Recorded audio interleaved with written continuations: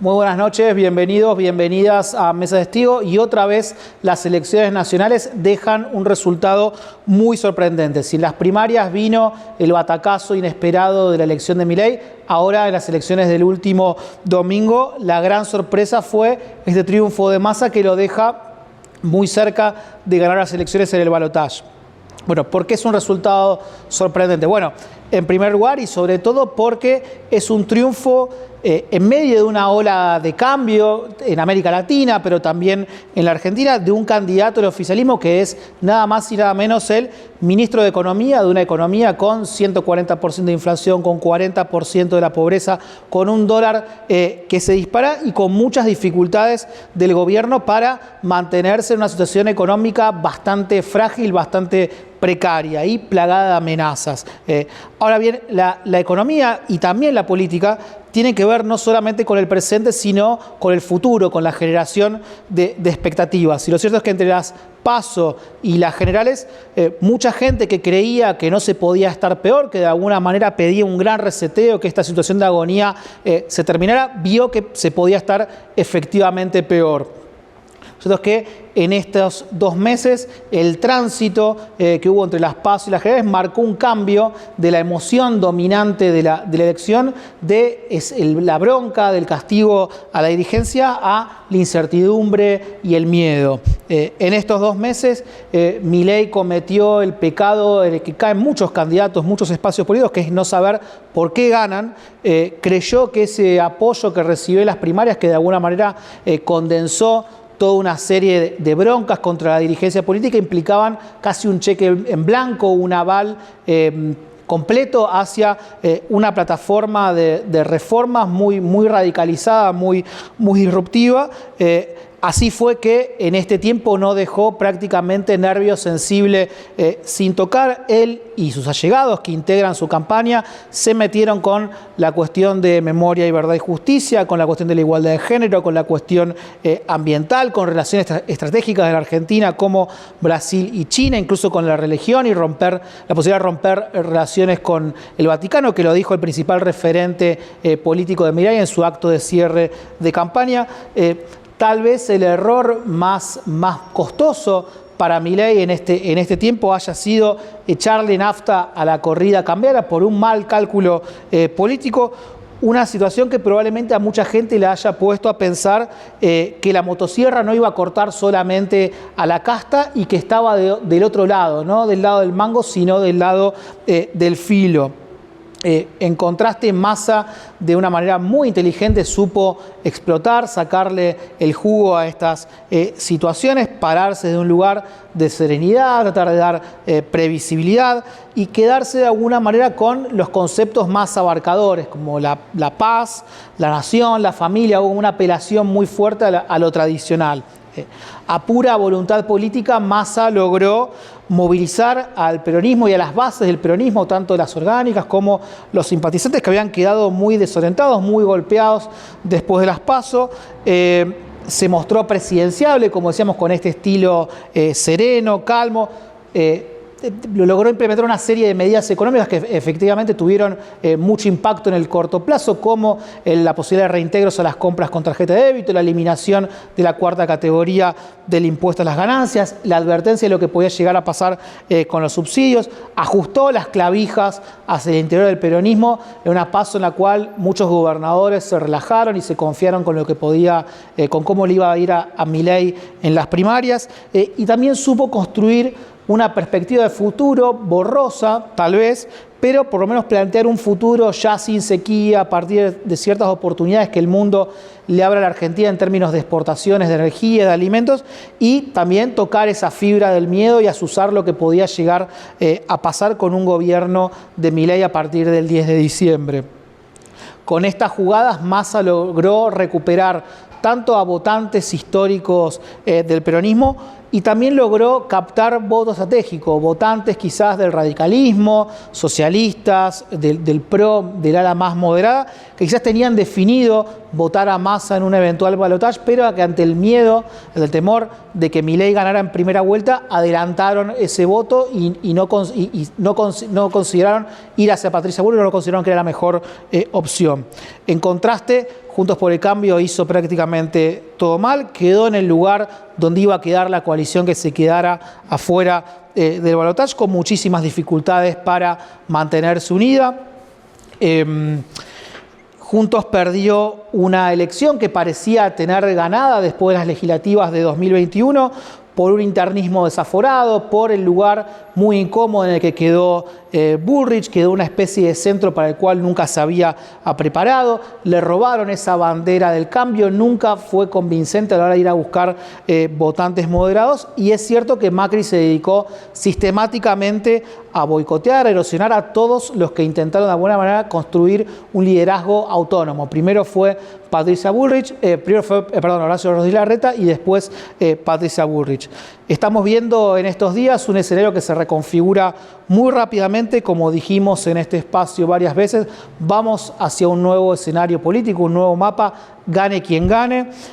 Lo que vemos en estos primeros días es que efectivamente los espacios empiezan a reacomodarse en función de afinidades y de alguna manera rompiendo una inercia con la que venía el sistema político, que venía un poco desplazado esa situación, ¿no?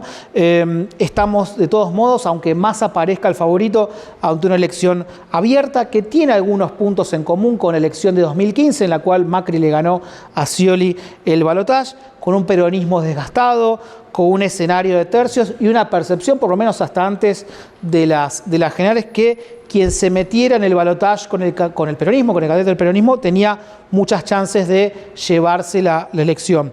Ahora, hay también una serie de diferencias. Hace 8 años la economía efectivamente llegaba mejor, y Macri era un Macri en modo león herbívoro, era un Macri que prometía nada de lo que tenés lo vas a perder, que prometía cierta continuidad de ciertas políticas, algo que después no se registró efectivamente del gobierno, pero sí esa era la promesa de campaña.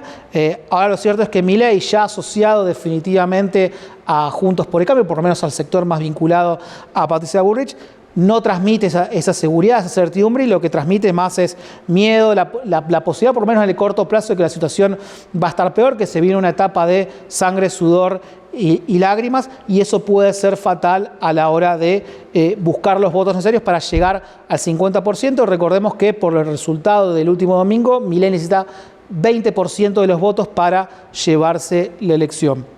Tenemos esta noche un gran programa de Mesa de Testigo. Viene Esteban Paulón, referente del Partido Socialista, diputado nacional electo por Santa Fe. Va a estar participando también vía Zoom Ricardo Olivera, presidente del PJ santafesino, sobre un análisis sobre el resultado y las perspectivas para el peronismo para lo que viene. Y también Roque Cantoya, politólogo, director de la consultora Doxa Data, invitado habitual de Mesa de Testigo. Quédese, que ya arrancamos con Mesa de Testigo. Volvemos a Mesa de Testigo para ahora con Esteban Paulón, referente del Partido Socialista, diputado electo por la provincia de Santa Fe, en la lista que encabezó a nivel nacional Juan Schiaretti. Esteban, ¿cómo estamos? ¿Qué tal, Mariano? ¿Cómo te va? Gracias por venir. No, a vos por la invitación. Preguntarte primero, bueno, parecía en esas semanas que al socialismo le iba a costar sostener la banca que dejaba Enrique Esteves. ¿Por qué te parece que lo lograron? ¿Por dónde pasaron las claves? Creo que hay dos factores principales. Nosotros, recordar que de las PASO a la general triplicamos la elección, ¿no? De 65.000 votos a 185.000. Eso nos permitió alcanzar esta banca que obviamente parecía un poquito lejana, porque en las PASO pasamos cómodos, porque sacamos el 3,5, es mucho más que el 2 que se requiere, pero para una cosa es pasar el piso y otra cosa es ir a la banca, ¿no? Y creo que en la segunda parte, en la elección general, nosotros lo habíamos dicho antes de las PASO, nos parecía que había dos factores importantes. Uno, el debate, que creo que se va a estudiar mucho en la ciencia política, el efecto que tuvo este debate, porque cambió totalmente el escenario. En el caso nuestro, haciendo aparecer en la escena nacional un candidato del interior, el único candidato del interior, que no había aparecido en la conversación pública hasta ese momento, y muy sólido, con propuestas concretas, ¿no? Una persona de gobierno que le preguntabas un tema y sabía las 3 primeras medidas que iba a tomar y eran medidas a tiro de decreto. O sea, cuando él decía bajar las retenciones, desdoblar el mercado de cambio, nombrar en la oposición al Banco Central, son 3 decretos del presidente, o sea, eran medidas realmente realizables y así en todos los temas. Y eso fue muy importante porque aparte el debate es el único momento de toda la campaña donde todos los candidatos y candidatas tienen el mismo tiempo, la misma posibilidad de expresar sus ideas y la sociedad está atenta. A nosotros nos pasó después del debate, primero obviamente, primero de la mano del Fernet, 70-30, un poco el mundo meme, y después en el segundo ya con propuestas concretas nos pasó a hablar con sectores industriales, recorrer ferias populares, recorrer localidades del interior, todo el mundo lo había visto. Había como una sensación de que si había un tercer debate iba a seguir creciendo, si cada debate lo potenciaba. Sí, totalmente, yo creo que un tercer debate nos ponía, o una semana más de campaña, nos ponía en otra posición también. Y eso fue importante. Y el otro factor también que teníamos claro era la resolución de la elección provincial. Nosotros fuimos muy respetuosos, a pesar del triunfo de Clara García en la categoría de diputados, de la lista que ella encabezaba, donde había gente que acompañaba distintas candidaturas. Y Clara, cada vez que se le preguntaba, decía: mi candidato es Juan Schiaretti, pero de ahí a salir a hacer campaña hasta que se resolviera el 10 de septiembre era un poco complejo, ¿no? Y la verdad que la gran elección de Clara, ganando esa categoría, Paco Garibaldi como senador de la capital, Pablo Pinotti, intendente Sunchales, Alberto Ricci, intendente Villa Bonarval, digo, un resultado muy bueno territorialmente del socialismo que también nos dio un empujón anímico, y en una elección donde era complejo porque triplicar el resultado era complicado, bueno, finalmente de la mano de estos dos factores llegamos bien. Y en un escenario complejo de tercios porque había como mucha tentación hacia el llamado voto útil, ¿no? Claro, que le quitara voto. Desde el 2000, aparte del 2017 en Santa Fe, nosotros por distintos motivos que perdimos un poco el anclaje nacional después de la campaña de Hermes Wiener de 2011, porque se desdibujó el FAP UNEN y quedamos un poco boyando, buscando ese tercer espacio a nivel nacional. El socialismo ingresaba un diputado por la minoría del tercer espacio. Entonces éramos el tercer tercio de 3. Y en esta elección teníamos que ser el cuarto de 4, porque claro, irrumpió la Libertad Avanza con un porcentaje muy importante, de hecho ganó en la provincia. Entonces bueno, eso también nos ponía un obstáculo, y yo digo también sumado a los obstáculos de la elección, cada 8 años se elige Parla Sur, en esta tenía que tocar, entonces era una boleta rara, había gente que nadie sabía qué hacía, no estaba yo pegado a Schiaretti, sino que tenía en el medio a Romero Feris, era como ahí carrera con obstáculos, pero bueno, como somos una organización política que está acostumbrada a esto, logramos ir superando uno a uno. Llevaste la medalla. Llegamos, no me llevé nada, llevamos. Preguntarte para adelante, ¿cuál va a ser la agenda que vas a llevar a la Cámara de Diputados? Lo dijimos claramente en la campaña. Uno tiene que ver con Santa Fe.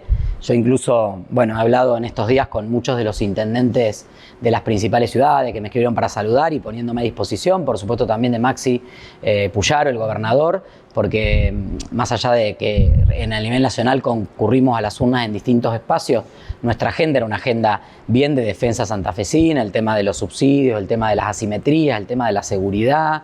Tenemos propuestas concretas que quedaron de la campaña con Juan Schiaretti, que las vamos a hacer proyectos de ley, las vamos a llevar porque vamos a ir a integrar también el interbloque federal. Y obviamente en un Congreso muy atomizado, donde 37 diputados y diputadas, 12-13% vienen de la Libertad Avanza, también creo que voy a tener un trabajito ahí en la defensa de algunos de los derechos conquistados, sobre todo porque lo noto en estos días de gente que saluda felicitando y como una expectativa y una esperanza de menos mal que estás ahí y nos vas a defender, porque la verdad que Lila Lemoine, Venegas Lynch, varios de los que tuvieron los proyectos más insólitos, ridículos y delirantes en la campaña, son electos diputados y van a ser colegas nuestros. ¿Te parece que la agenda LGTB va a estar muy en cuestión o pueden llegar a estar amenazados derechos en el caso de ganar Milei? Sí, si él, hoy no va a tener esa fuerza en el Parlamento, gane o pierda, pero sí es una irrupción muy fuerte. O sea, pensemos que nosotros colocamos un diputado y ellos 37, entonces si bien es cierto que ahí se construye transversalmente porque son temas que tienen apoyo de todos los espacios, seguramente van a insistir con algunas de estas propuestas que han estado en campaña, sobre todo para buscar visibilidad. nos tocará defender y responder a eso, resistirlo en las instituciones, plantear nuestra posición, ese es el compromiso, pero también una agenda bien de la proyección y del lugar que quiere ocupar el socialismo a nivel nacional. Esteban, bueno, hablando justamente de eso, son días como de mucha discusión, de mucho reacomodamiento muy veloz del escenario político. ¿Cuál te parece que debería ser el posicionamiento del socialismo con respecto a el balotaje? Mira, Mariano, a mí me parece que hay un tema que tenemos que atender. Yo por eso estoy diciendo, necesitamos mucha responsabilidad de quienes fueron más votados y están en esa instancia del balotaje, y responsabilidad de quienes hemos sido electos y vamos a estar participando o han sido electos en otra elección por el voto popular en este periodo que inicia el 10 de diciembre en Argentina. Y digo responsabilidad porque en estos primeros días después de las elecciones se vio mucho cuál álbum de figurita del Mundial, quién junta la foto con quién, este intendente me da 2 votos, me saco una foto con este y me da 3 votos, hablo con aquel y me da 5 votos. Y pareciera que primero los votos son propiedad de los dirigentes y eso no es así. La elección, viste cómo varió de la PASO a la general. El que había salido tercero salió primero. Los que no pintábamos llegamos. Digo, hubo mucho cambio. Entonces, la gente vota en cada elección y con las elecciones provinciales totalmente distinto, ¿no? Digo, la gente vota en cada elección de acuerdo a lo que siente que es lo mejor en ese momento, ¿no? Entonces a nosotros nos tocará, con responsabilidad como dirigencia política, dar nuestra opinión. ¿Qué es lo que creemos que es mejor para Argentina? ¿Qué condiciones tiene que haber a partir del 10 de diciembre para que Argentina salga de esta crisis? Y eso es lo que hay que discutir, porque si nosotros nos ponemos a discutir, bueno, yo te llevo, nosotros hagamos 185.000 votos, te doy 185.000 votos, eso no va a ningún lado, nos lleva a un nuevo fracaso. Entonces, primero decir claramente, esta es una opinión personal, porque nuestro partido se va a estar reuniendo en los próximos días en sus instancias orgánicas. Con Milei, ni un café, ni a la esquina. De la persona negacionista, homofóbica, que quiere derogar los derechos que conquistamos, que quiere reemplazar la salud y la educación pública por vouchers, que está rodeado de gente que tiene proyectos desde dejar que los varones renuncien a la paternidad, a derogar la educación sexual integral y un montón de otras cuestiones que están totalmente reñidas con nuestros valores. No tenemos nada que hablar. Ahora, ojo, la sociedad no le dio un cheque en blanco a Sergio Massa. La sociedad está mirando. Yo creo que incluso hasta mucha parte del voto de Massa es un voto de gente que quiere cambiar, que dice esto no va más. 200% de inflación no va más, este nivel de violencia no va más, el deterioro real de la educación y la salud pública en todo el país no va más. Ahora, claro, en la elección del domingo pasado, la gente levantó un poquito el pie del acelerador y dijo, bueno, no. Ese cambio sin motosierra y sin dinamita. Se puede estar peor. Se puede estar peor. Y hay una serie de valores y consensos democráticos que hemos construido desde el año 83 que creo que los tenemos que preservar. Y por eso necesitamos diálogos con los sectores estén o no en el balotaje, con quienes compartimos ese consenso democrático, pero en base a qué país viene después, porque Milei no surgió por generación espontánea. Milei es producto del fracaso de las 2 principales fuerzas que gobernaron Argentina en los últimos 20 años. Y si fracasamos de nuevo, primero la sociedad está con mecha muy corta, porque venimos de una crisis, y no se aguanta eternamente eso y la gente todos estamos con muy poca paciencia en ese sentido.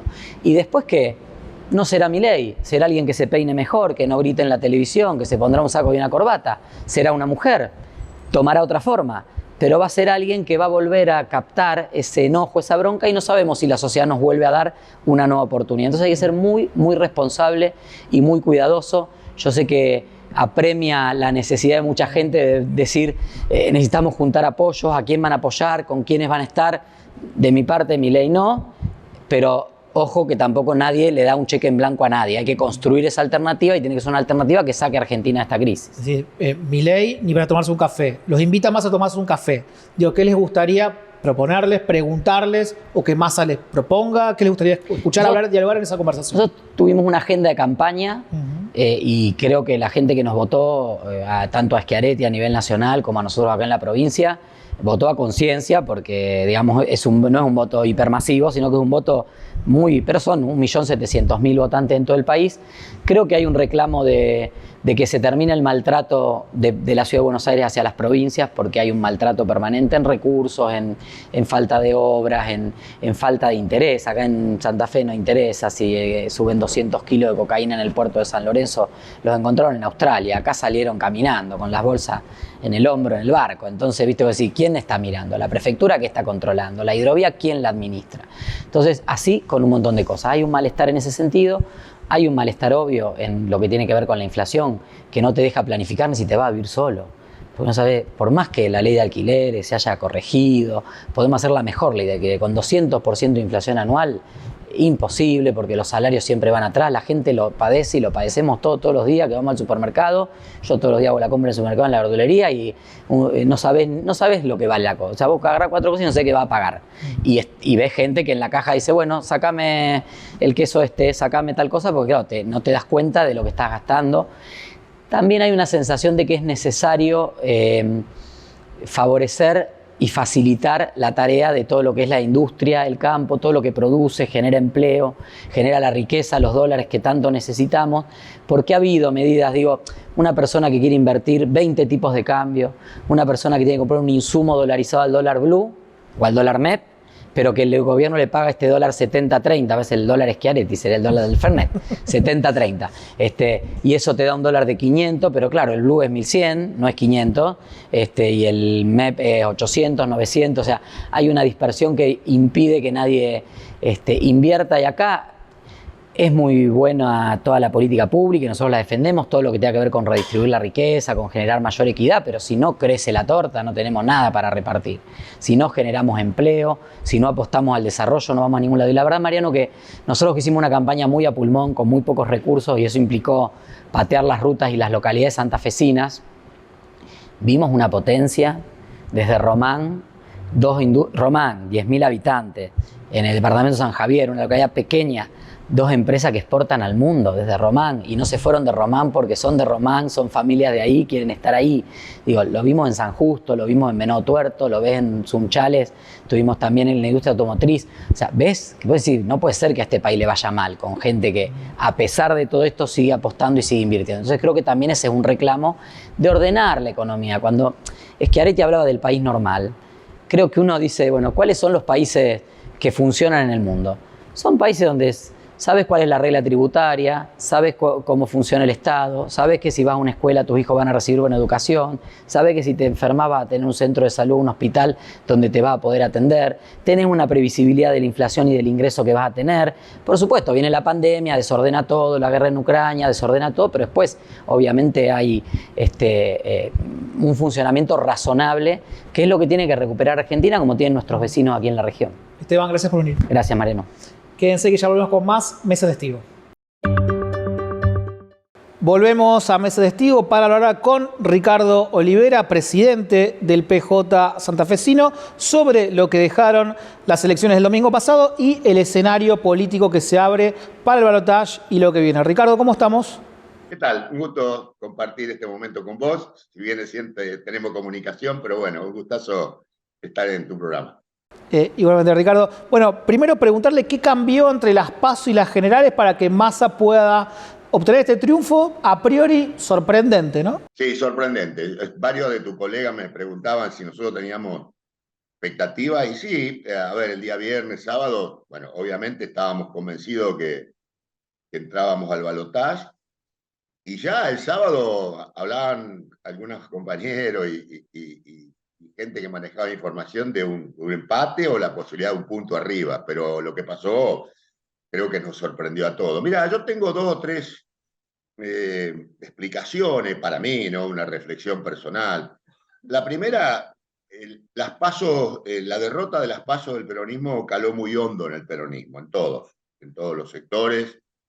No sé si subestimamos, no vimos venir el fenómeno Milei, pero esto provocó una reacción del peronismo que volvió al territorio, que volvió a transitar hablo de la provincia, ¿no? Las reuniones, yo lo veía en el partido, la dinámica, la gente que se empezó a acercar, los fiscales, distribución de votos, bueno, es decir, que reaccionó haciendo lo que el peronismo sabe, ¿no? Que es el territorio, recorrer los barrios, hablar con la gente, explicarle cuál es la diferencia entre un modelo y el otro.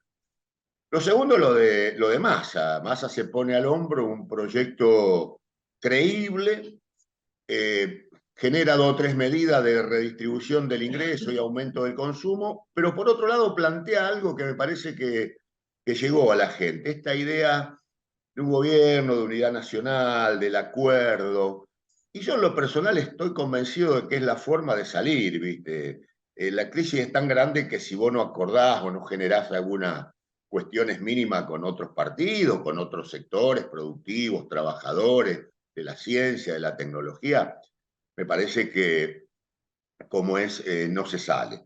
Y lo tercero, me da la sensación que el discurso de Milei se aproximó mucho al odio, ¿no? La idea de, yo soy docente de la universidad pública, y a nosotros nos apareció un pasacalle de la gente de Milei en la facultad 2 días antes, vos lo habrás visto, en contra de la universidad pública. Esto generó reacciones hasta de algunos probables votantes de él, ¿me entendés? De los jóvenes.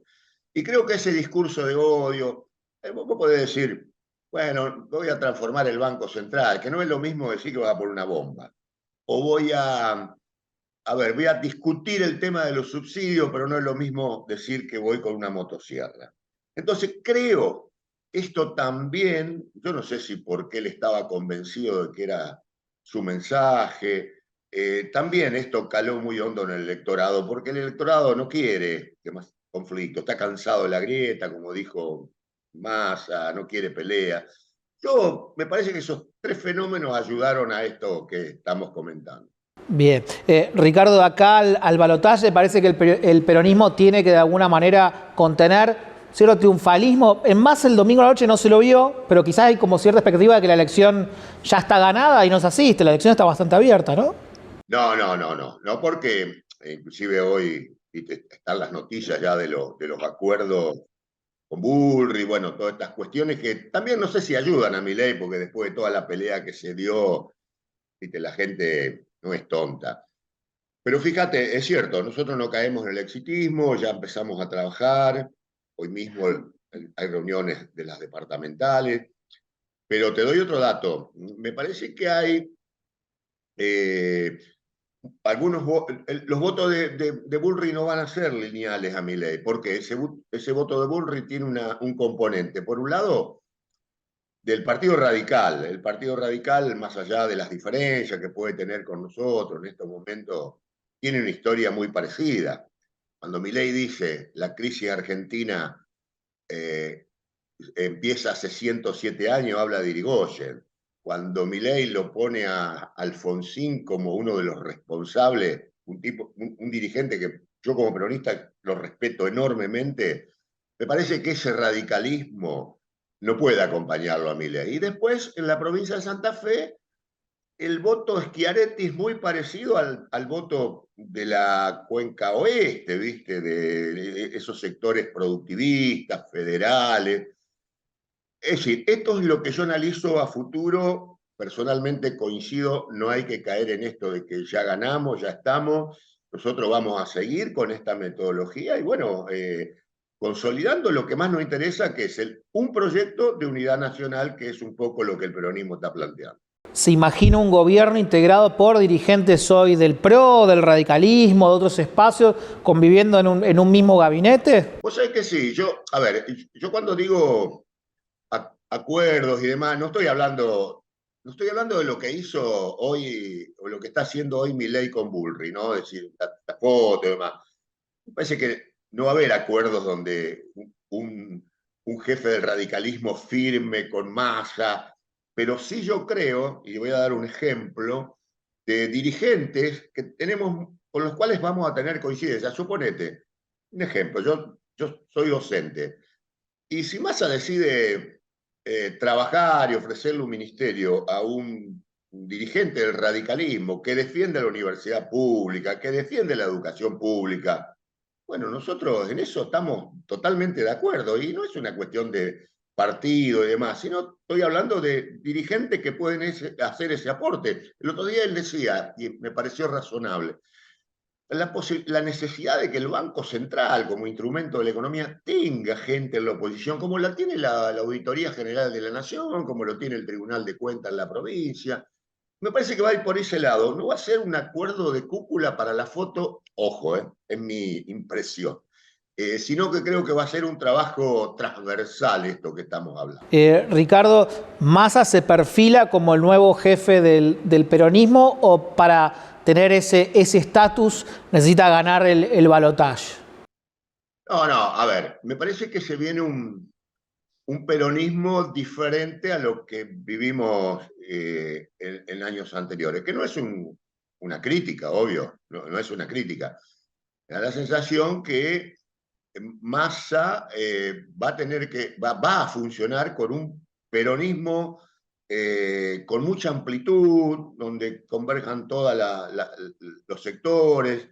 Y yo lo vi porque empiezan las primeras reacciones. El domingo a la noche, que fue una fiesta en el caso de Santa Fe, y bueno, Rosario lo mismo, en el Partido Justicialista, se dieron dos cosas que me llamaron, no, me pusieron felices y optimistas.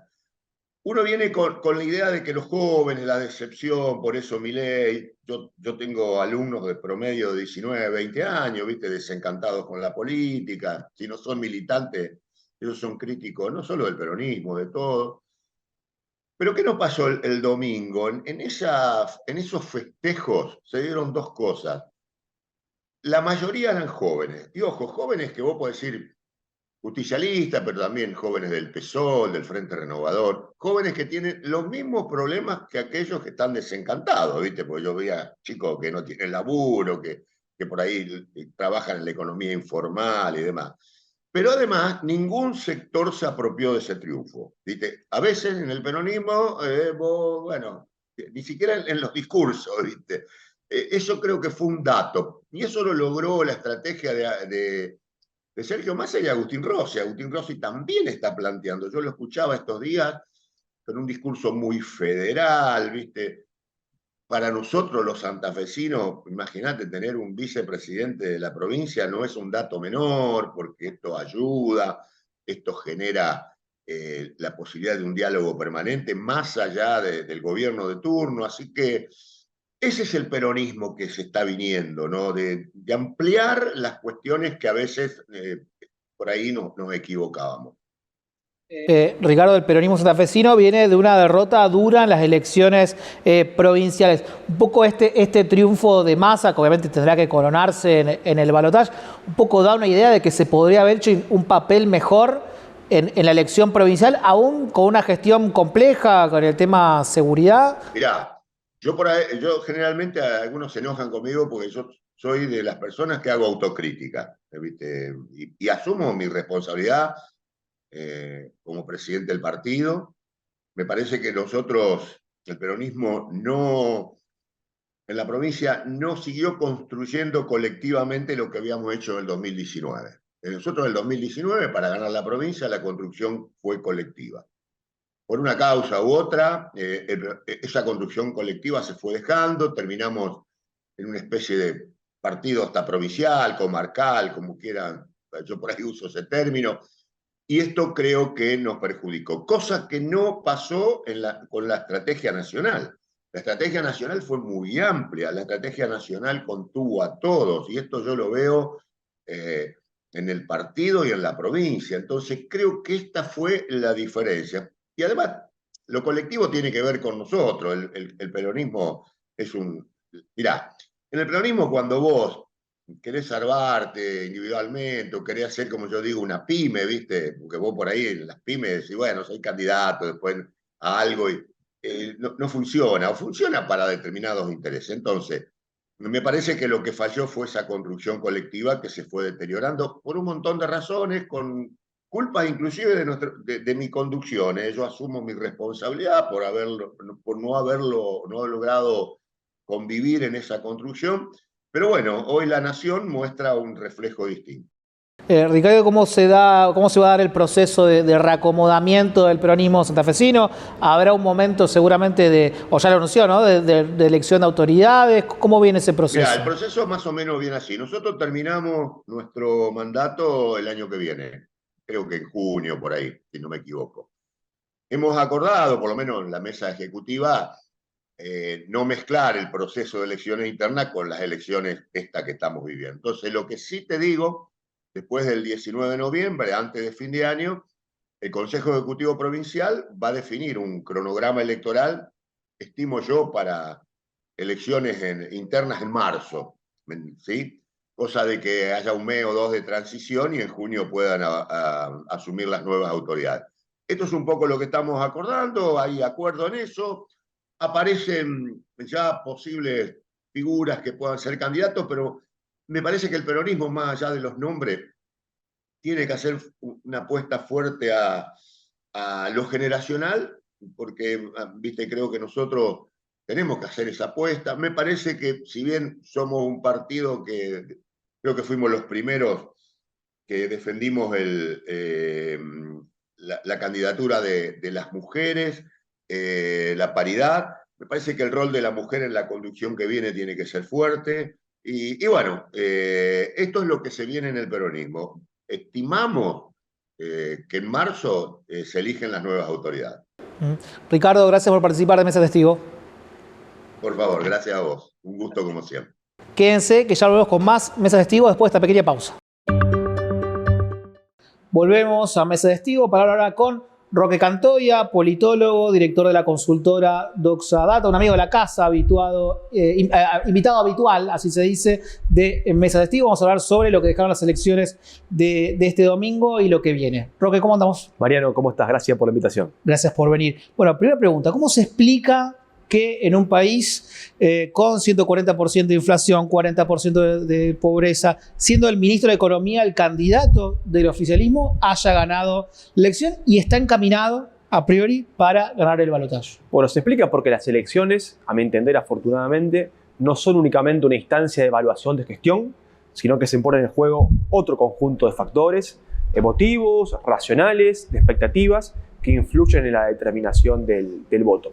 Se habló mucho este tiempo del voto económico, sin embargo, a veces se subestima la capacidad de razonar por parte del votante. No solamente importa lo que pasó hasta acá, y ahí Sergio Massa probablemente tenga la mayor cuota de responsabilidad, sino también importa el futuro que vos construís con tu mensaje político. Y yo creo que ahí, tanto Juntos por el Cambio como la Libertad Avanza, han cometido algunos errores discursivos importantes al hacerle pensar a una parte importante del electorado que lo que está por venir, al menos en un plazo corto, es aún peor de lo que está pasando en la actualidad. Otro factor que yo creo que termina de sumar es que se puso en marcha un voto defensivo.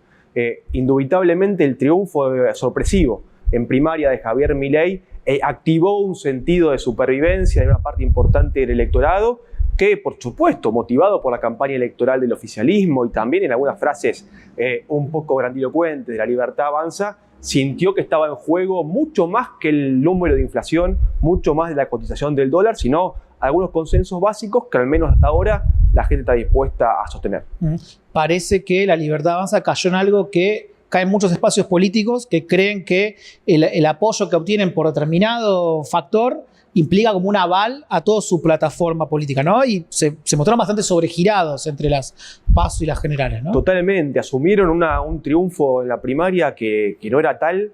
Hubo un excesivo triunfalismo cuando no estaban las condiciones materiales, los números de votos todavía para ganar en primera vuelta. Se observó algo de amateurismo en cuanto al diseño estratégico de la campaña de cara a las generales. Recordemos que Milei arranca estas generales algo más moderado, un poco como está pasando ahora, pero con el correr de las semanas y con números que lo indicaban nuevamente en primer lugar, en términos generales, nuevamente retomó una agenda de derecha o de centro derecha. Si uno hace la teoría del votante mediano, entre Bullrich y Milei cooptaban una parte importante del electorado girado hacia la derecha, regalándole un radio de voto a Massa mucho mayor al esperado, si tanto como Bullrich giraba hacia el centro o Milei se moderaba. ¿Cómo lo ves a Massa para lo que viene? Parece en principio arrancar en la pole position. Arranca otro partido, es cierto también, ¿no? Sí, en primer lugar justamente eso. Cuando hay balotaje se reconfigura toda la escena política. Había gente que te decía que jamás votaría un candidato hasta el viernes y hoy te puede decir que quizá lo pensaría. Porque al cambiar la oferta cambian los motivos del voto, Mariano. Eso no hay ningún tipo de duda. América Latina muestra que los balotajes en general son mucho más parejos, mucho más reñidos de lo que pensamos habitualmente y creo que esto tampoco va a ser la excepción. Hubo un gran esfuerzo de la campaña, un gran esfuerzo militante, de la estructura, también de medidas concretas que sabemos que no son quizá sostenibles en el tiempo para poder incentivar a que los ausentes en las primarias acompañen al candidato oficialista. Tengo dudas respecto de cómo se puede sostener alguno de esos factores en un mes más hasta el 19 de noviembre. Un factor es sin duda la institucional. Ya pusieron los gobernadores en juego sus bancas de senadores, de diputados a nivel provincial, y si bien ahora está el incentivo de ser gobierno, hay que ver cómo movilizan de vuelta cada provincia de cara al 19 de noviembre. Massa es un político profesional, mostró templanza y no triunfalismo el domingo de las elecciones. Eso es acertado, lo que marcan los manuales, y probablemente siga en esa misma tónica. Intentará juntarse con dirigentes, pero también hablar al electorado de cada uno de los espacios políticos, y creo que es acertado. Sin embargo, me parece que vamos a una elección todavía con final abierto. ¿Dónde te parece que está ese a priori 14% que necesita Massa para llegar al 50%? Bueno, ahí está un poco el inconveniente. Yo creo que Milei tiene un techo político bajo, porque la gran mayoría de sus consignas son desaprobadas por 2/3 de la población, pero electoralmente se me ocurre rápidamente por dónde puede crecer de cara al balotaje. Massa es al contrario. Massa trabaja políticamente con discursos o consensos que casi todos estamos de acuerdo en nuestro país, pero rápidamente no se me ocurre desde lo aritmético dónde va a conseguir esos 14 puntos. El voto de Schiaretti es ecléctico, yo lo dividiría, 1/3 es de su voto en Córdoba y tiene un perfil quizá más antikirchnerista que pro-peronista, y el resto del país probablemente pueda pescar algo con facilidad Sergio Massa. La gran incertidumbre es Juntos por el Cambio. Creo que independientemente de las manifestaciones de los dirigentes, hay un voto independiente que siempre acompañó en los últimos años a este espacio de centro-derecha, que va a pensar mucho su voto y que se va a inclinar entre la abstención, el voto blanco o quizá acompañado a Sergio Massa. Y este apoyo que vimos en estos días de Patricia Bullrich hacia Milei, uno tiende a pensar que Milei sacrifica identidad en aras de ganar competitividad, ampliando un poco la coalición. ¿Cómo te parece que da esa ecuación, esa suma y esa resta? Desde lo numérico tiene sentido y es entendible. Pareció bastante vertiginoso, algo acelerado, la puesta en marcha de estos acuerdos. Sí tengo claro, y Santa Fe es una muestra de ello, hemos votado ya en 4 oportunidades y el motivo del voto se alteró elección tras elección. No hubo estructura que movilice hacia Patricia Bullrich en la provincia, a pesar de que Puyaro y Unidos para Cambiar Santa Fe había ganado de manera categórica en toda la provincia. Me parece que independientemente de lo que planteen Mauricio Macri y Patricia Bullrich, hay un electorado de Juntos por el Cambio que va a pensar bastante ese voto y veremos si concurre efectivamente a votar. Un dato no menor es Mauricio Macri. Yo siempre digo, Cristina y Macri son las 2 personas con peor imagen a nivel país. Con Cristina fuera de la cancha, incorporarlo a Macri, no sé a quién termina beneficiando. El antikirchnerismo con el que sigue insistiendo parece ya una canción medio gastada, ¿no? Un hit medio pasado de moda. Sí, por supuesto. Me llamó la atención que también retomen esa estratégica testeada por Bullrich y fracasó antes de poder tener algún tipo de efecto. Ya no divide la política argentina, el antikirchnerismo como fue en 2015, en 2019 o inclusive hasta también en 2021. Va a haber una disputa entre Sergio Massa, que plantea superar la grieta y mirar al futuro. Veremos con qué certeza, veremos su reputación para construir ese mensaje de futuro. Y también un espacio que plantea este clivaje, yo creo algo agotado, que puede movilizar, pero veremos si le alcanza.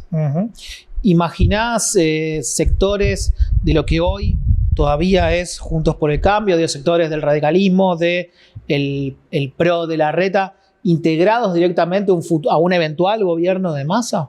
Bueno, claramente hubo mensajes muy ofensivos de Javier Milei hacia los dirigentes y hacia el electorado. Se suele decir que en primera vuelta se empieza a definir el ganador de segunda vuelta cuando un dirigente ataca de manera tan brutal a los electores del perdedor, que van a ser lo que definan el presidente en la segunda vuelta. Yo creo que no va a ser algo tan vertiginoso como lo que estamos viendo en las últimas 48 horas. Tanto el radicalismo como el PRO de Larreta, como el propio Sergio Massa, tienen más experiencia y timing político para ir blanqueando, si es que las hay, conversaciones y estrategias a futuro. Me parece que va a ser algo que vamos a ver con el correr de los días, o quizá con mensajes solapados, por abajo, no algo tan público, pero que seguramente busquen tener alguna participación en un gobierno que, insisto, tiene pinta de que va a redefinir la escena política y también el patrón económico iniciado en 2002-2003. ¿Qué te parece que puede llegar a pasar con La Libertad Avanza si pierde? A priori, uno podría pensar que hay dos grupos, ¿no? Como un grupo de legisladores que tiene una relación personal, de lealtad personal hacia Milei, y otro grupo que entró por acuerdos políticos con, entre comillas, las castas locales, que quizás se vean tentadas por algún acuerdo de gobernabilidad con Massa, ¿no? Sí, totalmente. Yo creo que hay veces que estos liderazgos tan fulgurantes pueden crecer como menguarse o extinguirse de manera muy vertiginosa. Todos tienen todavía años de diputados nacionales por el momento. Sí, no incorporaron senadores a la Cámara de Senadores, sumaron diputados que hasta el momento eran inexistentes. Creo que va a ser un proceso, sí, ese vertiginoso que se va a desencadenar después del 19 de noviembre. Hay que ver también Javier Milei, después de tanta expectativa volcada él mismo en su figura, en su proyecto, cómo resuelve su carrera política si es que efectivamente no es electo presidente. Hay muchas apuestas ahora de Mauricio Macri puestas ahí.